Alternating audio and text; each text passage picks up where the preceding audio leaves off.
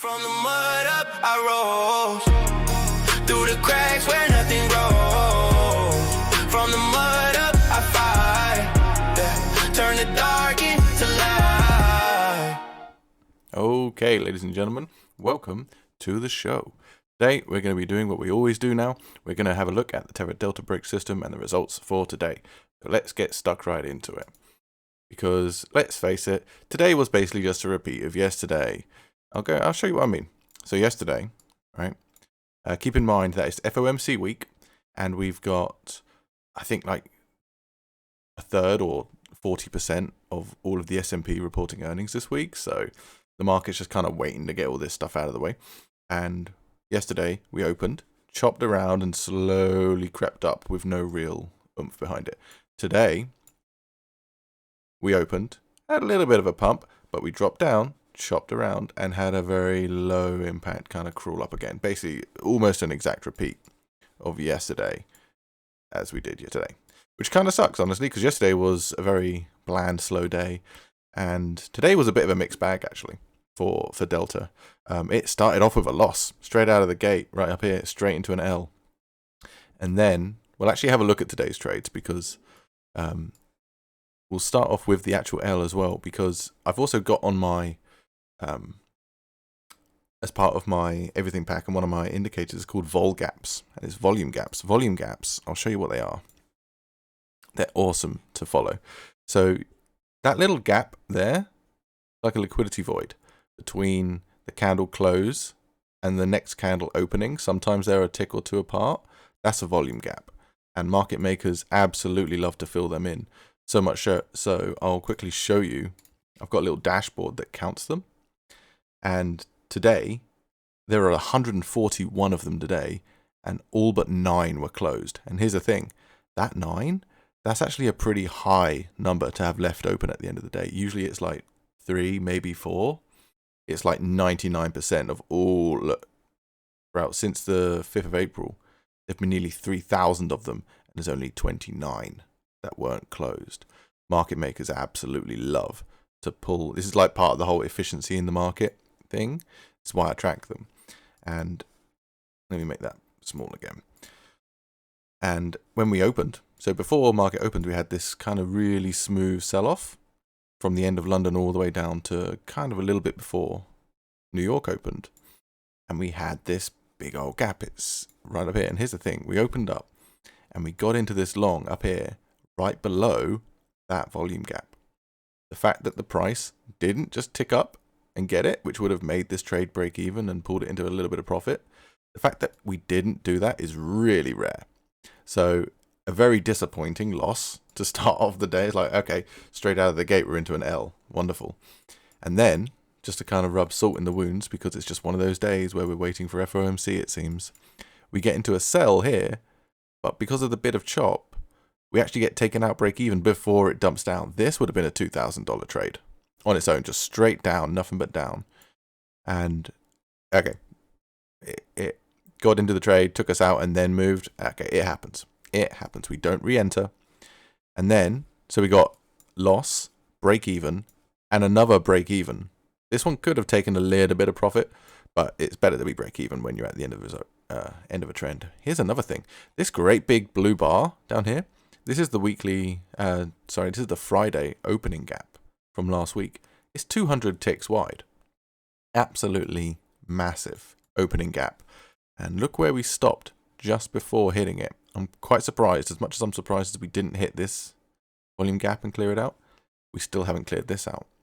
So we are at a macro higher time frame cycle, mid-cycle point, which means we might have a final dip maybe tomorrow.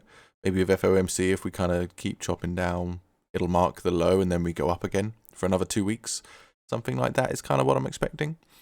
But yeah, so a gap above that caused an L. We then went into a break even. Okay. We then went into another break even. Okay. And then we had another little sell here. And I was watching this one. I was really hoping it would actually, go down and clear out this gap. But nope. So we only made like a $100 or $200 there. So we started off the day in the red. And I was like, oh, okay, it's one of those days, is it? Wonderful. But then we got a nice breakout here, perfect breakout, retest of the entry line, straight into a nice trailing stop that pulled us all the way up there. So this completely recovered the morning. So it's like, okay, great, that's fine. And it's interesting. I'm actually going to go back in time and I'm going to show you what happened in the afternoon, because there's something about this indicator. There's a timing element to the trades. And when it comes to these breakouts, you have a fixed amount of time for the price to pull back to the level and enter you, or you miss the trade and you do not chase. This gray area here, hopefully you guys can see that on the chart. Let me make it bigger. So we got into this trade and we're in it. We're in it. Trading stop loss has started from this point, so we're safe. We're not at any risk of losing money on this trade. So the indicator normally would only have one pending trade at a time. Once you break even on a trade, it'll let you open another one. So it found a second breakout just above it. Price didn't pull back.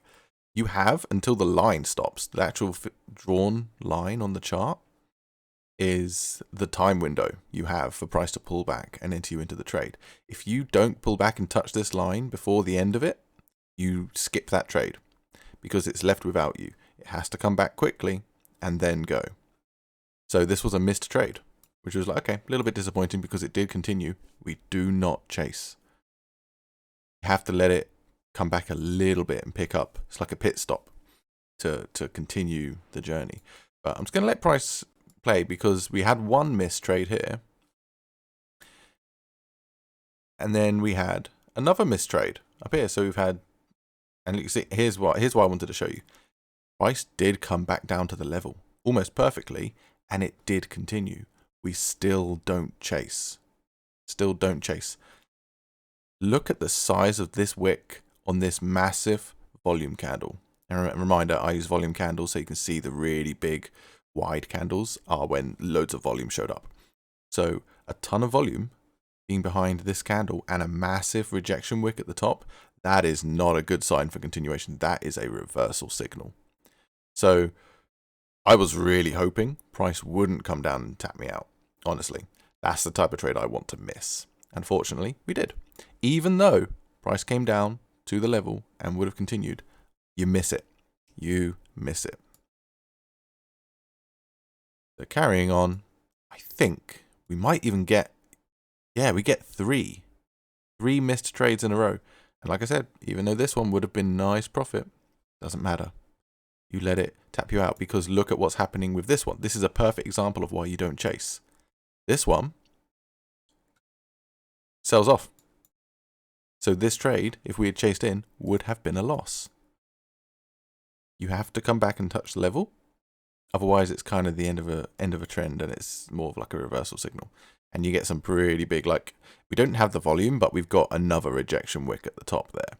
So, you know, this is why you let the indicator do the thing, and there's a timing element to it. So at this point, we're coming up to the end of the day. In fact, let me just close out of replayer. There we go. Because we're not going to any more trades at the end of the day. So today was a flat day. We made a grand total. Luckily, that trade in the middle of the day just recouped the losses, the one loss from this morning. A whopping $45. Huge gains, guys. Congratulations. Well done. That's pretty funny. But hey, like I said, I almost expected this. I actually said in yesterday's video, I wouldn't be surprised if today is similar to yesterday, and it ended up being exactly the same. And yeah, I'm surprised we haven't cleared this out. This is a bit of a warning flag to the downside. And that's just like a slap in the face. That annoys me. The likelihood of these volume gaps being closed out is so high. I'm very confident to take a trade when it's heading into one. So, bit of a shame to see the L there in the morning. But yeah, that's it. That's the results for today. So, let's go on over and have a quick look. There we are. There's the April results. This is the thing that we'll be doing in these videos. We'll be doing a recap of all of these results here. And I'm going to close out today because there's no reason to keep these videos super long. I put this indicator out and this strategy and this system out on Sunday night or yesterday. So barely 48 hours. Earlier this morning, I got a message from someone asking about automation. And as far as I was aware, there was no way to automate Tradeovate ATM settings when it comes to sending a signal via a webhook and all this sort of stuff. Well, I say that, it kind of got my brain spinning, and I think I might have found a solution. So I'm working on a potential very big update for this indicator already, where I might be able to make it 100% hands-free, which would be pretty amazing considering the results you've got on the chart in front of you here, on the results table there. To be able to fully automate this completely 100% hands-free, I've got some work to do to upgrade the indicator, but I think I figured it out. So watch this space. There might be a really amazing update coming soon. And for now, that's it, folks. I hope you've enjoyed yourself. I hope you're enjoying the show. I hope you like the indicators, those of you who've got it. And hopefully, throughout the rest of this week, we'll get a bit more volume in the market, a bit more volatility, and we'll actually get some nice breakouts that can actually be traded, and we'll get back into those, four-figure days again. And as for now, I'm going to leave you with a reminder that we've got a discount for this new system for all of this week and going into May. So if you want to pick it up now, we're at a massive discount. You can do that because there might be a really big update coming for it real soon. So thanks very much, folks. I'm going to love you and leave you, and I will see you in the next one.